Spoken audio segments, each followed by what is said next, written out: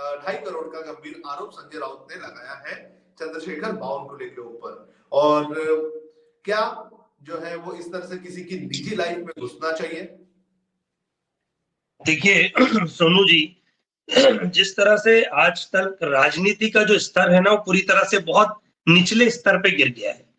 अब पहले राजनीति होती थी मुद्दों के ऊपर, राजनीतिक मुद्दों के ऊपर, लेकिन आज राजनीति हो रही है पारिवारिक मुद्दों के ऊपर। किसके घर में क्या बन रहा है, किसके घर में कौन क्या पहन रहा है, किसके घर में कौन क्या खा रहा है, वो राजनीति चल रही है। और कौन कहां किसके साथ घूम रहा है, किसके साथ बैठ रहा है, क्या ले रहा है, क्या दे रहा है, आजकल ये विषयों को, मुद्दों को भटकाया जा रहा है। सबसे पहली बात, हो सकता है ये उनका निजी मसला हो, लेकिन जिस तरह से अभी रुबेन ने भी एक मसला उठाया, और ये सही बात है, इससे मैं सहमत हूं कि चुनाव कब होंगे। चुनाव की बात करें तो आप विषय घुमाने की बात करते हैं। अगर ये भारतीय जनता पार्टी के ऊपर सवाल आता है तो भारतीय जनता पार्टी को पहले अपने गिरेबान में झांक के देखना चाहिए कि उन्होंने संसद में कितने नेताओं के ऊपर कितनी अभद्र टिप्पणियां करी और कितने निचले स्तर पर जाकर की, और उनके ऊपर क्या क्या इंक्वायरी कर दी, ये आपको सबसे पहले देखना होगा। दूसरी बात, आज बावनकुले जी अपने पारिवारिक फैमिली टूर पे गए हैं, ठीक है। अब वो कहां जा रहे हैं, क्या जा रहे हैं, एक्चुअली संजय राउत जी को भी इसमें पूरी तरह से इतनी पुट जोर करके मेहनत करने की जरूरत नहीं थी। उनका एक फैमिली टूर है। अगर संजय राउत जी भी आज अगर सही तरीके से अपने पॉलिटिकल कैरियर की तरफ देखते तो आज शिंदे जी और उद्धव जी की दो सेनाएं नहीं बन जाती। अगर चाहते तो उस चीज को रोक सकते थे। तो कहीं ना कहीं ये जो सोनू जी बात चल रही है पर्सनल अटैक, सबसे पहले तो ये भारतीय जनता पार्टी को ये जानना पड़ेगा कि पर्सनल अटैक क्या है। अब ये जब से मैंने बोलना चालू किया तो शैलेंद्र जी गायब हो गए पिक्चर से।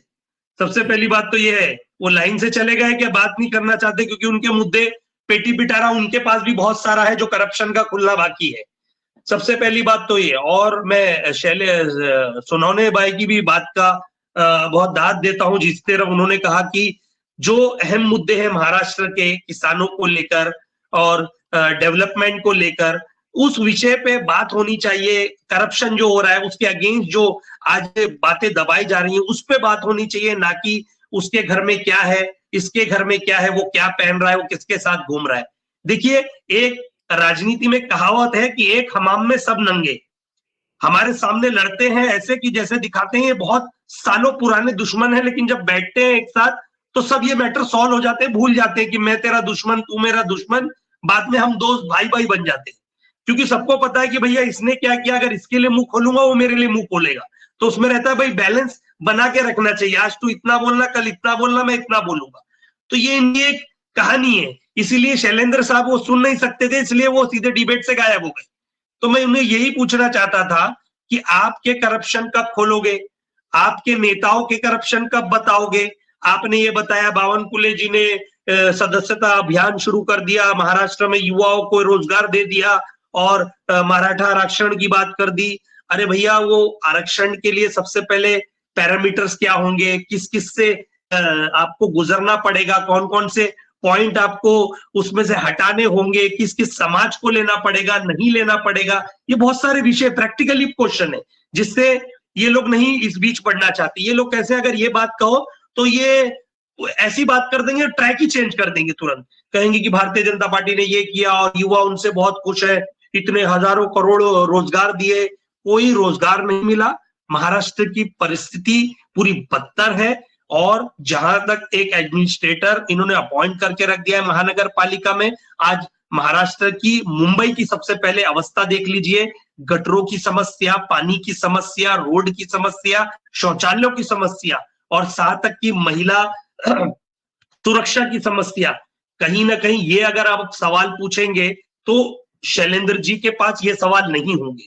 जहां तक कि उनके पास सिर्फ यही होगा कि हमने क्या किया और हम क्या करने वाले हैं, और हमसे जनता बहुत खुश है। और जिस तरह से आपने कहा कि पवार साहब बहुत खुश हो गए, शिंदे जी बहुत खुश हो गए, हमारी एक सेना बन गई, मैं तो कहता हूं सब पार्टियों को आप ही ले लो, इलेक्शन की जरूरत ही नहीं पड़ेगी। क्यों शिंदे साहब को ले रहे हो, क्यों अजीत पवार साहब को ले रहे हो? अरे बचा ही कौन है? एक कांग्रेस ही बची है ना, तो उसे भी ले लो, बन गई आपकी पूरी पार्टी, इलेक्शन कराने की जरूरत ही नहीं पड़ेगी। ना खासदार की कराओ, ना आमदार की कराओ, ना महानगर पालिका कराओ, सब आपके पास है। ना कोई सवाल पूछने वाला आपसे बनेगा, सब आपके ही लोग होंगे। तो ये जो है ना हिटलर शाही जो चल रही है देश में, हुकुम शाही, इसे रोकना पड़ेगा कहीं ना कहीं। अगर ऐसा नहीं रहा तो देश बर्बादी की तरफ इस तरफ जा रहा है। अपने पिटारे, अपने करप्शन छुपाने के लिए आज दूसरों के ऊपर आरोप प्रत्यारोप मढ़ना, ये कहीं ना कहीं सही बात नहीं है। अहम मुद्दों पर, पॉलिटिकल मुद्दों पर, जो इस महाराष्ट्र की इस वक्त की दुर्दशा हो चुकी है, परिस्थिति पूरी तरह चरमरा गई है, लेकिन देखने वाला माई बाप कोई नहीं है। सवाल पूछ लिया जाए तो वो कहता है कि तेरे साथ मैं जब था तो कितना करप्शन तूने किया था। मतलब आरोप प्रत्यारोप, कंपटीशन चल रहा है सोनू जी, कि मैंने 1000 करोड़ किया था, तू 1500 1000 करोड़ कर रहा है, तो मैं तुझे खाने नहीं दूंगा। ये चल रहा है। सवाल पूछ लो तो आपके ऊपर धर्म विशेष की बात होने लगती है, सवाल पूछ लो जातिवाद की बात होने लगती है। अहम मुद्दों की बात नहीं हो रही है। राजकारण को कहीं ना कहीं पर्सनल लेवल पर लेके जाया जा रहा है। ये ऐसा लगता है कि महाराष्ट्र की राजनीति नहीं, देश की राजनीति इस वक्त सिर्फ फोटो सेशन पे चल रही है, क्रेडिट लेने की राजनीति चल रही है, सबको क्रेडिट लेना है। शैलेश जी आ गए हमारे